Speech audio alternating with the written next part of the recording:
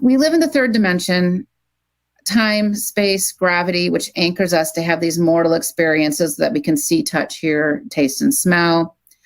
When we leave the third dimension, our physical bodies die. Our soul energy, what animates these bodies, has to go somewhere.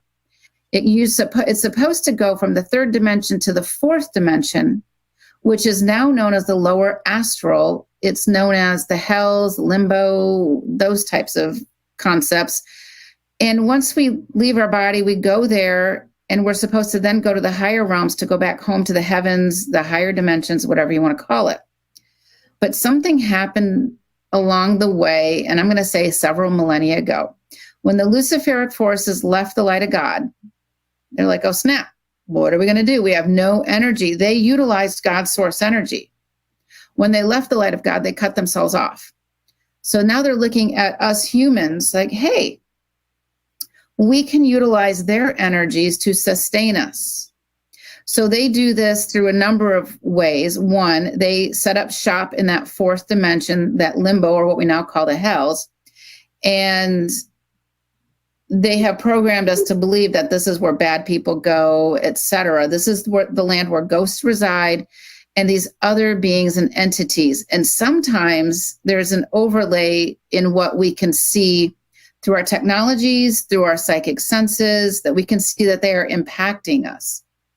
So there's so many different entities and beings, and I'm curious about what you had seen walking up and down your property, because a big blob, it could be many different things. And you said it was like a translucent shadow almost? Yeah, it was like, I wouldn't say circular, it was more like an oval shape.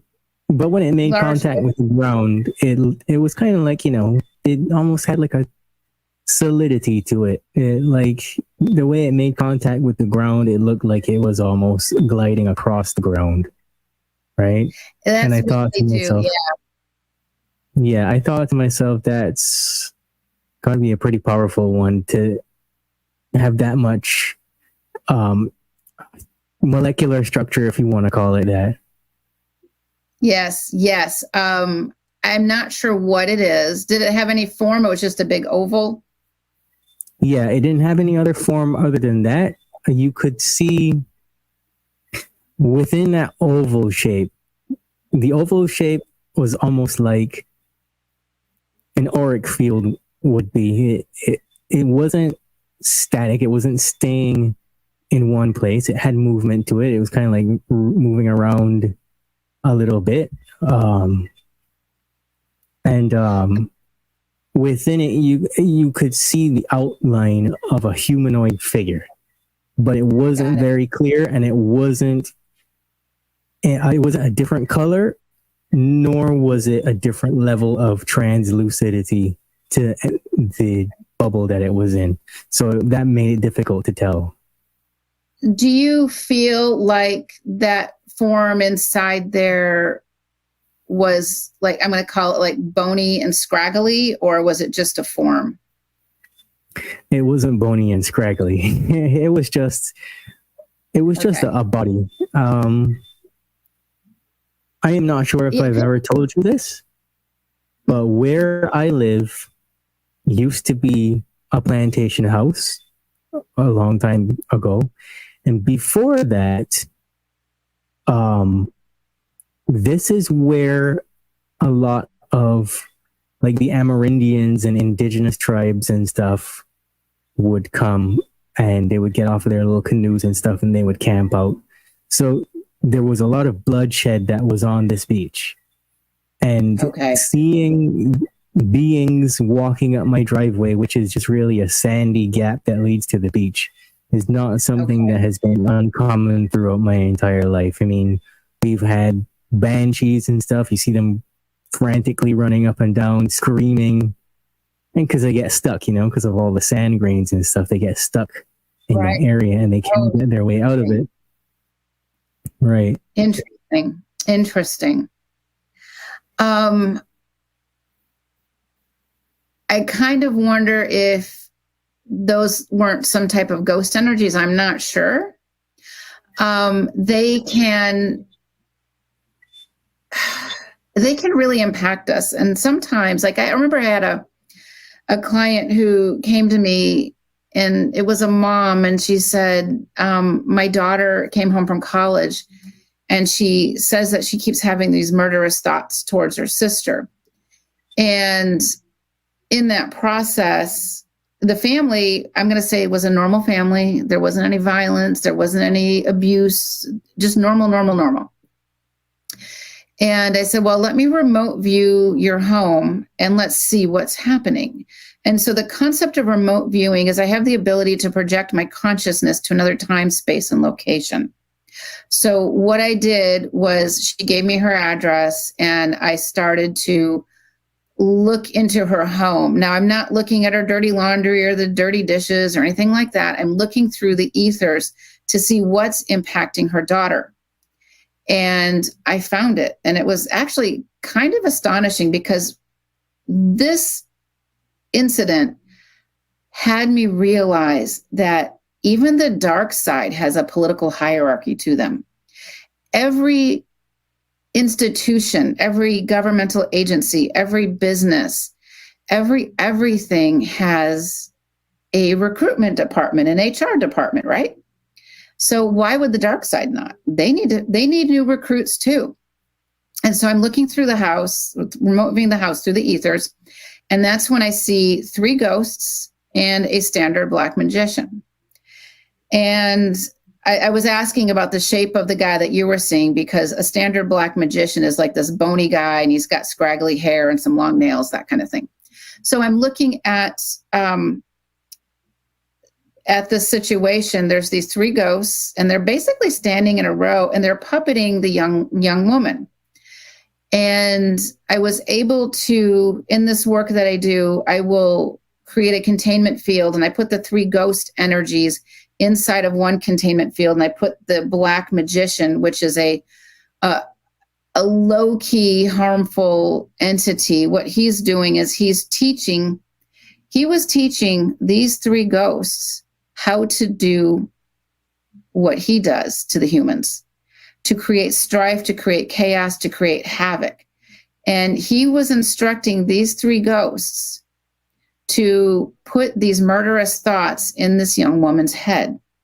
And by the way, she had been to some psychiatrists and other things. They've tried everything, and nothing was stopping these murderous thoughts from entering her head.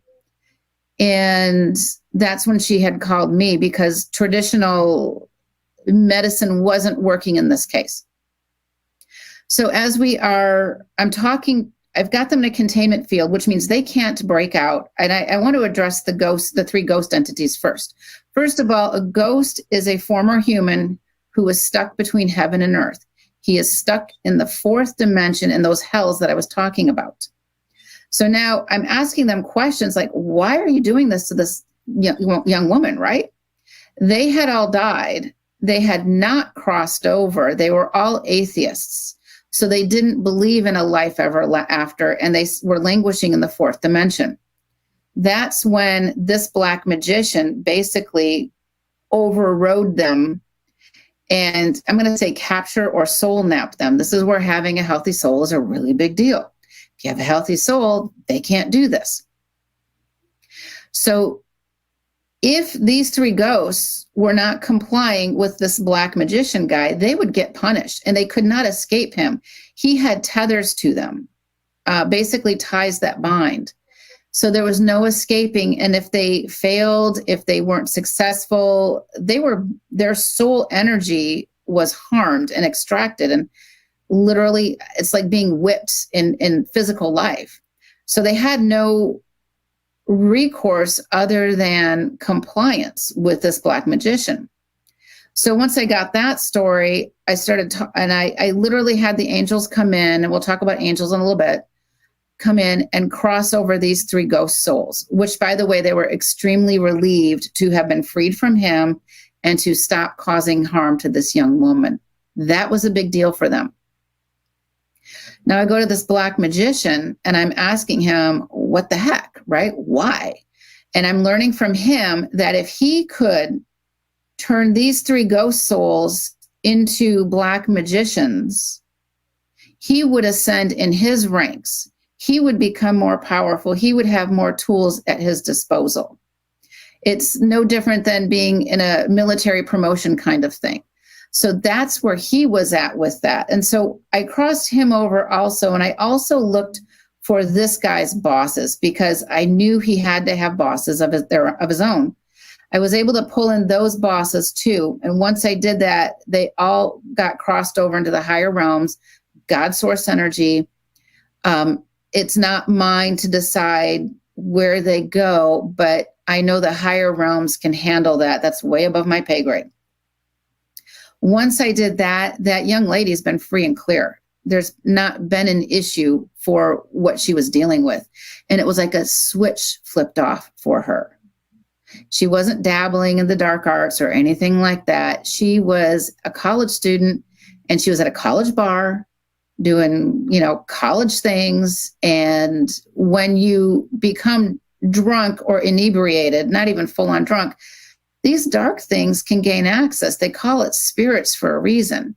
So any type of addiction can potentially give access to these dark entities to harass us.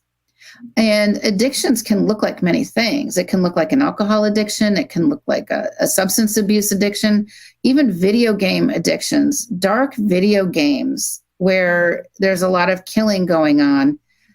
The dark side can enter the home through the etheric cables of the energy of that violent video game. Think about that. I'm working with someone right now who's got a son who's been incessantly playing, I'm not going to name the name, this game. And she realized that it created a literal portal in her son's room. So now we've got to get the game away from the kid, but the kid has an addiction to the game.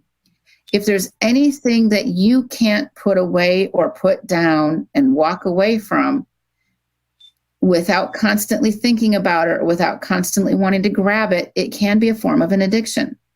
It's not a judgment call. It's just an awareness. We all have something. And when we can learn what it is and how it affects us, we take our power back.